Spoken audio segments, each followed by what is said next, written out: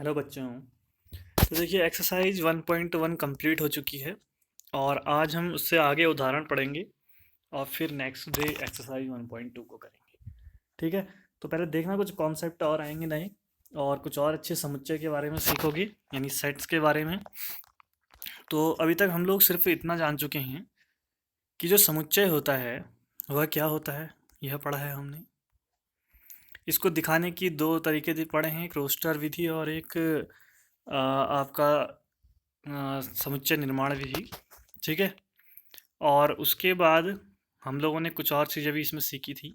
अब हम इन समुच्चय के बारे में कुछ और चीज़ें सीखेंगे, जैसे समुच्चय के प्रकार सीखेंगे। जैसे रिक्त समुच्चय क्या होता है, ठीक है, ये सीखेंगे हम लोग। उसके बाद परिमित समुच्चय क्या होता है, अपरिमित समुच्चय क्या होता है। तो ये सब चीज़ें अभी आ आने वाली हैं, इनकी परिभाषाएं। और अगर चाहते हो तो ये पढ़ लेना लिखा हुआ, नहीं तो इसको पढ़ने की ज़रूरत नहीं है, क्योंकि मैं इसमें से मैंने लगभग सब चीज़ जो भी काम की थी इस पूरे में से वो सब मैंने लिखी है नीचे नोट्स में। ठीक है। बाकी अगर चाहो तो ये देख लो एक बार, ठीक है, और तुम्हारी मर्जी। उसके बाद ये देखो अगला दिया है, तो इसमें भी कुछ परिभाषाएं दी गई हैं, ये रहा। और फिर ये मैंने नोट्स बनवाए हैं आपके लिए, ठीक है, जो काम के हैं, जो इस पूरे में से यही चीज़ें हैं काम की जो पेपर में आ सकती हैं। ठीक है। तो सबसे पहले देखो रिक्त समुच्चय, यानी इसको एम्प्टी सेट कहते हैं, सबसे पहली बात। और ये समुच्चय होता क्या है, एक ऐसा समुच्चय जो रिक्त हो। रिक्त मतलब जिसमें कुछ भी ना हो, कोई भी अवयव ना हो, तो ऐसा समुच्चय भी हो सकता है। ठीक है। तो क्या कह रहा है, एक समुच्चय जिसमें एक भी अवयव नहीं होता है रिक्त समुच्चय या शून्य समुच्चय कहलाता है। इसका दूसरा नाम शून्य समुच्चय है, ये भी ध्यान रखना। एग्जाम में शून्य समुच्चय आया या रिक्त समुच्चय तो दोनों में सेम परिभाषा आएगी। ठीक है। इसे फाई से दिखाते हैं। फाई, ये है फाई, हाँ, PHI इंग्लिश में, हिंदी में फाई। वाईफाई कहते हो ना जो, वो वाला फाई, इसको फाई से पढ़ते हैं। बाकी ये है क्या, ये गोला बनाया और ये कर दिया, ये फाई है। इससे दिखाते हैं, या तो आपकी मर्जी है, या तो आप इससे दिखाओ, या आप खाली एक ऐसे करके करली ब्रैकेट बना दो, यानी आप मझला कोष्ठक बना दो और इसके अंदर कोई भी अवयव मत लिखो। कोई अवयव नहीं है तो यानी ये रिक्त समुच्चय ही तो होगा।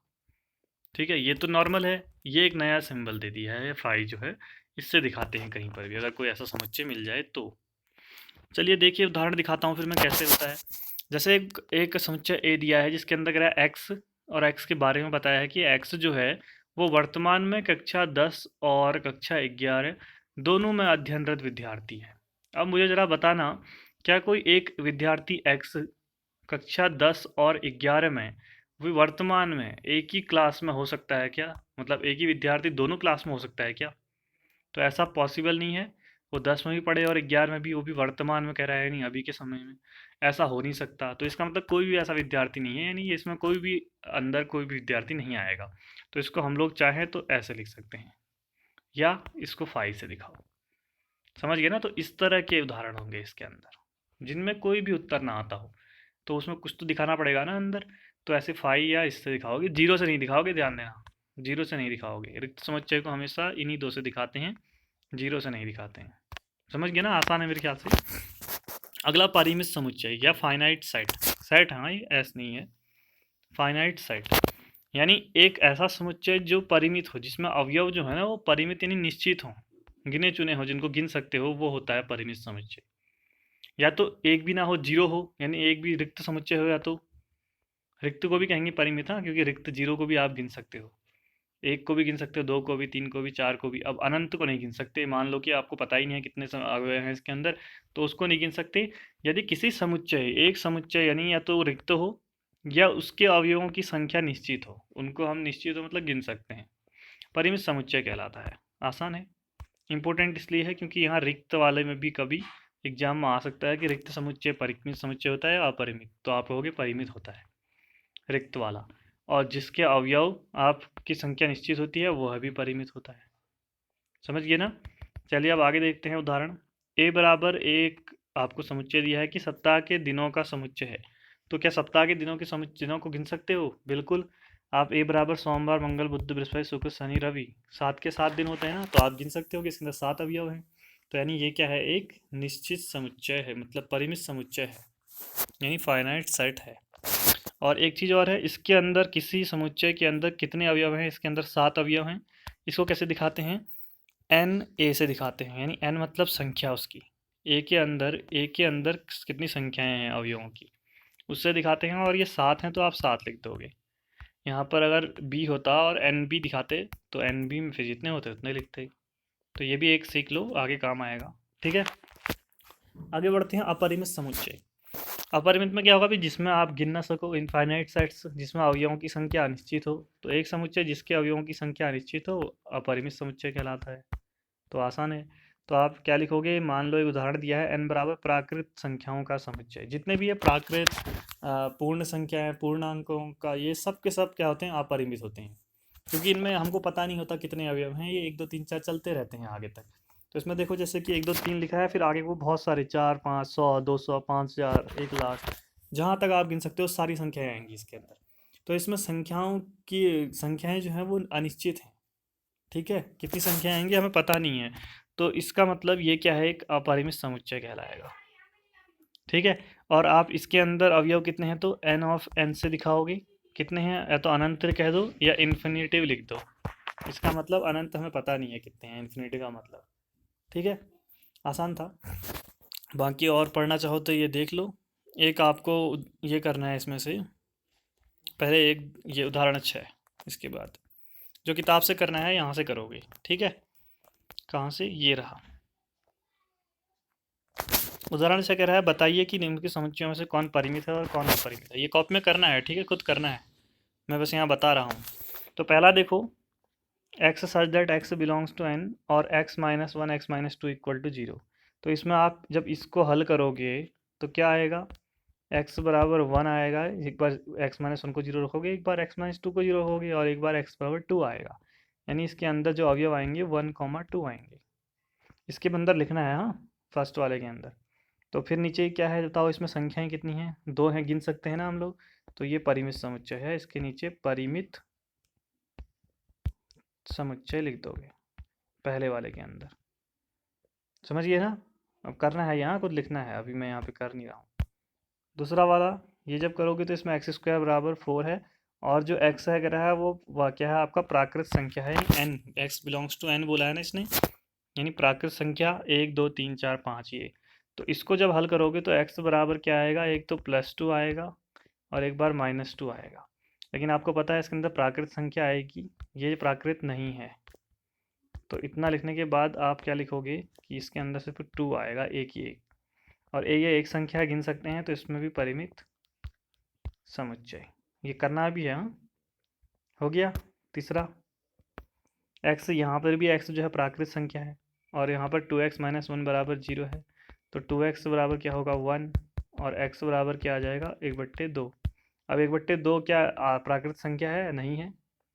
1 2 3 4 होता है, 1/2 तो 0 और 1 के बीच में आता है, 0.5 आएगा ना। तो नॉट बिलोंग्स टू n लिखोगे, दिख रहा है नॉट बिलोंग्स टू का चिन्ह।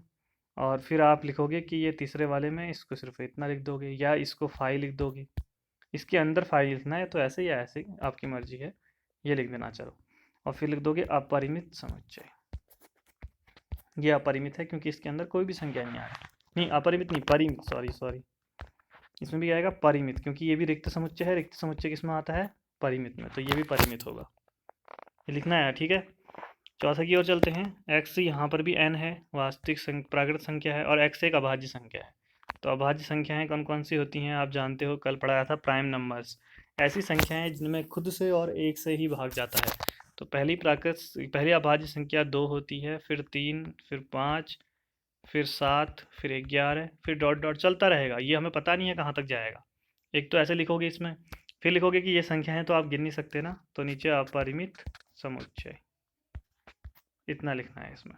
ठीक है, पांचवे में x n में है और x एक विषम संख्या है। तो आपको पता है विषम संख्याएं होती हैं 1 3 5 7, और ये भी डॉट डॉट चलते रहेंगे, हमें पता नहीं है। तो ये भी क्या हो जाएगा, अपरिमित समुच्चय। ठीक है, अपरिमित समुच्चय, इतना लिखना है हर किसी के अंदर जो जो बताया। अब दोबारा से वीडियो रोक कर पूरा देख कर लिखना है और ये क्वेश्चन करना है, समझिए। तो शुरू के 3 जो हैं वो क्या है आपके परिमित, और लास्ट के 2 जो हैं वो हैं अपरिमित। अब जो ये चीज़ अभी लिखी ना, मैंने बताया, यही क्या है इसमें कारण है इसका कि क्यों अपरिमित है, क्यों अपरिमित है। जो कर रहे हो वही चीज़ लिखनी भी है, समझिए, खाली लैंग्वेज नहीं लिखनी है। कहीं भी देखो बहुत सारी भाषा का प्रयोग नहीं करना है, कि जैसा इसमें किताब में लिखा है इतना लंबा। ये चीज़ें करनी ही नहीं है, क्योंकि ये अगर करोगे तो फिर अपने मन से क्या हुआ, क्या फ़ायदा। ये तो किताब से सारा हम रट लेंगे, ठीक है। तो जो बताया जा रहा है सिर्फ वही काम करना है, अलग नहीं करना है अपने मन से, ठीक है। उसके बाद समान समुच्चय की बारी आती है, आगे देखते हैं। और फिर ये एक और उदाहरण है, ये मैंने कराए हैं सब 7वां और 8वां, भाई इतने तक उदाहरण करेंगे, फिर प्रश्नावली ही आ जाएगी शायद। तो चलिए समान समुच्चय को देखते हैं, इक्वल सेट्स। अब ध्यान देना, समान समुच्चय, दो समुच्चय समान हो सकते हैं ना। अभी तक देखो पीछे जो आ रहे थे ना, वो एक एक समुच्चय की बात चल रही थी, ठीक है। क्या था पहला, रिक्त समुच्चय, एक समुच्चय को आप रिक्त समुच्चय कह सकते हो। परिमित समुच्चय, वो भी एक को कह सकते हो। अपरिमित, वो भी एक को कह सकते हो। लेकिन जब समान की बारी आती है तो एक को एक से ही थोड़ी, अभी से एक खुद को खुद से थोड़ी कहोगे समान। दो लोग जो होंगे वो समान दिखते होंगे तभी समान कहोगे। वैसे समुच्चय भी दो तभी समान होंगे जब दो दो होंगे। और कैसे समान होंगे, मान लो पहला समुच्चय 1 2 3 है और दूसरा समुच्चय भी 1 2 3 ही हो, तो ही ये दोनों समान होंगे। समझ रहे हो, क्योंकि सारे अवयव इसके इसमें भी हैं। तो हमने क्या लिखा है, परिभाषा, दो समुच्चय समान कहलाते हैं यदि उन दोनों समुच्चयों के अवयव समान हो। ऐसे, या नहीं समझ में आया तो अर्थात पहले समुच्चय का प्रत्येक अवयव दूसरे समुच्चय का भी अवयव। समझ रहे हो, जो पहले में है वो दूसरे का भी हो और दूसरे में जो है वो पहले का भी हो, दोनों की होनी चाहिए। और यानी a बराबर b से दिखाएंगे अगर समान होंगे तो, और नहीं होंगे तो बराबर को काट दोगे, ठीक है। अभी देखते हैं उदाहरण लिखे हैं। एक उदाहरण ये है, a एक आपको दिया है 1 2 3 4, b आपको दिया है 3 1 4 2। लेकिन देखोगे ना तो एक इस दोनों में भी है, दो देखो इन दोनों में भी है, तीन इन दोनों में भी है, चार, यानी इसके अलावा एक्स्ट्रा कोई नहीं है। यानी सारे अवयव a के सारे अवयव b में हैं और b के सारे अवयव वो a में हैं, ठीक है। तो यानी a बराबर b हो सकता है। और नहीं होता तो मान लो एक यहाँ 5 भी होता, नीचे वाले में नहीं होता, तो हम नॉट बना देते इसको ऐसे करके, ठीक है। समझिए ना। और दूसरा एक बहुत इंपॉर्टेंट जहाँ पे स्टार लगा है, अगर a बराबर 1 2 3 है और b बराबर 2 2 1 3 3 है, तो ये दोनों भी समान होंगे, क्योंकि देखो 1 जो है वो इसमें भी है, 2 इसमें भी है, 3 इसमें भी है। अब ये दो बार हो उससे फर्क नहीं पड़ता, ये कहना चाह रहे हो। यानी किसी समुच्चय में यदि अवयव एक से ज़्यादा बार हो और एक में एक ही बार हो, तो भी आप उन दोनों समुच्चयों को समान कहोगे अगर उन दोनों के अवयव एक जैसे हों। तो यानी 1 2 3, एक यहाँ है, दो दो बार है और तीन दो बार है, एक्स्ट्रा नहीं है कोई अवयव, लेकिन वही अवयव बार बार आए तो भी आप दोनों को समान कहोगे, यानी a बराबर b कहोगे। ये से बहुत इंपॉर्टेंट है, बहुत ज़्यादा। अभी तक जितना आपने पढ़ा है ना उन सब में यही इंपॉर्टेंट है। इंपॉर्टेंट मतलब कोई पूछेगा तो ये पूछेगा आपसे, और सब तो आपको आता है वो समझेगा, तो ऐसी चीज़ पूछ सकता है वो कहीं पर। आया ना, स्टार लगा लेना। चलिए उदाहरण 7 की ओर चलते हैं फिर। अब उदाहरण 7 में आपको इस तरह से कई सारे समुच्चय लिखे हैं, ए बी, ए दिख रहा है, ए, एक second, A B C D E, एक एफ और है, इतने सारे ई तक ही हैं। आपसे कह रहा है कि इनमें से समान समुच्चयों के युग्म को छांटिए। पहले सभी समुच्चयों को लिखते हैं। ए बराबर 0 दिया है, यानी एक ऐसा समुच्चय है जिसमें 0 अवयव है। 0 अवयव मतलब 0 1 2 3 4 संख्या वाला, ठीक है। बी बराबर कह रहा है एक्स सच दैट एक्स जो है वो 15 से छोटा हो, मतलब से बड़ा हो, एक्स की ओर को चिन्ह है ना, एक्स 15 से बड़ा हो कह रहा है, ठीक है। और एक्स जो है वो 5 से छोटा हो। अब बताओ, 5 से छोटा, संख्या रेखा बनाता हूँ मैं, 5 0, यहाँ 10, यहाँ 15, यहाँ 20। अब कह रहा है जो x है ना उस वो क्या हो, 5 से छोटा हो यानी इधर को हो, और 15 से बड़ा हो इधर को हो। क्या ये चीज़ हो सकती है क्या? कोई भी संख्या 5 से छोटी और 15 से बड़ी, दोनों चीज़ हो सकती हैं क्या? नहीं हो सकती ना। तो इसका मतलब इसमें कोई भी ऐसा अवयव नहीं है। तो यानी b को मैंने लिख दिया अपने आप, b बराबर 5, या आप ऐसे वाला चिन्ह बना सकते हो, रिक्त समुच्चय है ये मैंने लिखे हैं, ठीक है। ये हल किए हुए हैं जो नीली पेन से हैं, लाल वाले क्वेश्चन में दिए हैं। और तीसरा कह रहा है x such that x minus 5 बराबर 0। इसको हल करोगे तो एक्स बराबर 5 आ जाएगा, यानी सी में क्या है, एक 5 वाला अवयव है। ऐसे ही डी में x such that x square बराबर 25, तो एक्स बराबर क्या होगा, +5 और -5। तो यानी डी को हमने -5 और +5 इसके अंदर लिख दिए, ठीक है। आगे पीछे लिख सकते हो। तो अगला है एक्स बराबर एक्स जो है वो समीकरण इतने का एक धन पूर्णांक है। ध्यान रखना, धन, धनात्मक और पूर्णांक भी है। तो हमने इसको हल किया, एक्स स्क्वायर -2x -15 बराबर 0, -2 के वो गुणनखंड किए तो 5 और 3 आया। फिर शुरू के 2 में कॉमन लिया x, लास्ट के 2 में लिया 3 कॉमन, तो एक x-5, एक x+3। ये सब सीखा है हाँ 10th क्लास में। अब बार बार इसको हम सीखेंगे नहीं, अब करा है तो अब बस उसको लिखना है। तो x बराबर 5 आ जाएगा, इसको 0 रखोगे और इसको रखोगे -3। अब आपसे यहाँ बोला है धन पूर्णांक, तो इसमें कि ऋणात्मक वाला नहीं आएगा, यानी क्या आएगा, सिर्फ 5 आएगा। तो हमने लिख लिया ई को कि इसके अंदर सिर्फ 5 आएगा। समझ गए? अब जरा इतने सबको देखो और देखो कौन से बराबर एक जैसे दिख रहे हैं। ये 0 और ये 5 बराबर नहीं है, इसमें 0 है, इसमें कुछ भी नहीं है, ठीक है। और इसमें देखो एक सी में 5 है, लेकिन डी में आपका -5 और 5 है, तो ये दोनों बराबर नहीं हो सकते। और ई वाले में आप देखो तो आपको 5 दिख रहा है, और यहाँ आपको एक जगह सी वाले में 5 दिख रहा है, तो सी और ई हैं ये बराबर। तो हमने लिखा समान समुच्चय कौन से हैं, सी और ई हैं आंसर। इसके अलावा कोई भी आपस में समान नहीं है, बस इतनी सी बात थी। समझे? उदाहरण 8 की ओर चलते हैं। निम्नलिखित समुच्चय युग्मों में कौन समान है कह रहा है, देखते हैं भी चलो कौन समान है। अब देखो पहले आपसे बोला है एक्स एक समुच्चय है जिसमें एल ओ के अक्षर आते हैं, तो हमने इसको लिख दिया ALOY, 2 बार नहीं लिखेंगे एल को, ठीक है। और बी है जिसमें लॉयल के अक्षरों का समुच्चय आता है, तो बी बराबर इसमें हमने LOYA लिखा, एल दोबारा नहीं लिखा है। अब ये दोनों समान है क्या? बिल्कुल समान है। देखो ए और ए इसमें है, एल और एल इसमें है, ओ इसमें है, वाई इसमें है, तो 4 अवयव हैं और वो भी एक समान है, तो यानी ये दोनों समान होंगे, एक्स बराबर बी होगा, यानी ये एक्स और ये बी बराबर हो जाएंगे, ठीक है। दूसरा देखते हैं, ए बराबर एन बिलोंग्स टू जेड और n square less than equal to 4, यानी जो वर्ग आएगा ना, स्क्वायर आएगा, वो 4 के बराबर या 4 से छोटा होगा। और ये जेड का मतलब क्या है, पूर्णांकों का समुच्चय। आप जानते हो पूर्णांक 0, 1, 2, 3 और -1, -2, -3 ये होते हैं। तो आपने चेक किया तो -2 का वर्ग भी 4 आता है, -1 का वर्ग 1 आता है, 4 से छोटा, ठीक है। और 0 का 0, 1 का 1, 2 का 4, 3 का 9 आता है, 3 नहीं होगा, -3 का भी 9 आता है, यानी ये 5 अवयव होंगे, ऐसा एक उदाहरण में कर चुके हैं। तो हमने ए में क्या लिख दिए, -2, -1, 0, 1, 2, 4, 2 तक का, यानी इनका जो वर्ग है स्क्वायर वो 4 या 4 से छोटा होता है, ठीक है, क्योंकि 4 की ओर बढ़ेगा चिन्ह, यानी n की ओर छोटे का चिन्ह है, समझ रहे हो, और बराबर का चिन्ह भी है। तो ये आ गया बी बराबर x belongs to x such that x belongs to R और एक्स स्क्वायर -3x + 2 बराबर 0। आर का मतलब वास्तविक संख्याओं का समुच्चय, यानी पी बट्टे क्यू के रूप में लिखी हुई कोई भी संख्या वास्तविक संख्या कहलाती है।